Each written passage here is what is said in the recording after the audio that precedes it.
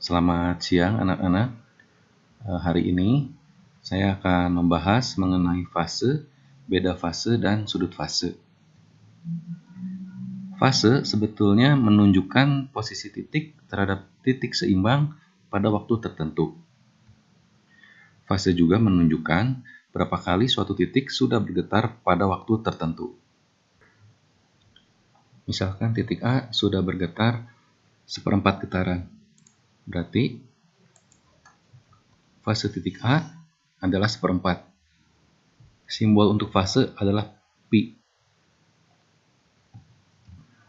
Selanjutnya, jika A sudah bergetar selama setengah getaran dan titik B bergetar 1/4 getaran, maka fase A adalah setengah, fase B adalah 1/4. Lalu, jika titik A sudah melakukan 3/4 getaran, titik B setengah getaran, titik C 1/4 getaran, maka fase A adalah 3/4, fase B setengah, dan fase C 1/4. Beda fase antara dua titik menunjukkan ada berapa gelombang di antara kedua titik tersebut, atau menunjukkan juga ada beda berapa getaran antara kedua titik tersebut. Misalkan pada gelombang sudah terbentuk seperti gambar, maka beda fase yang nilainya 1/4 itu adalah antara titik A dengan B, B dengan C, C dengan D, atau F dengan G. Titik-titik yang memiliki beda fase setengah, contohnya A dengan C, B dengan D, C dengan E, atau E dengan G.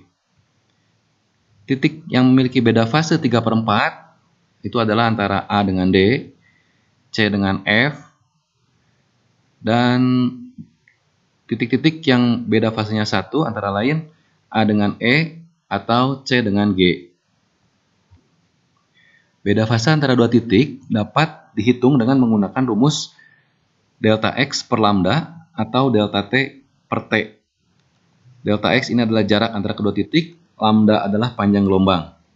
Delta T adalah selisih waktu antara dua titik, T besar adalah periode. Misalkan panjang gelombang di atas besarnya 4 meter, maka titik-titik yang jaraknya 1 meter, beda fasenya 1/4.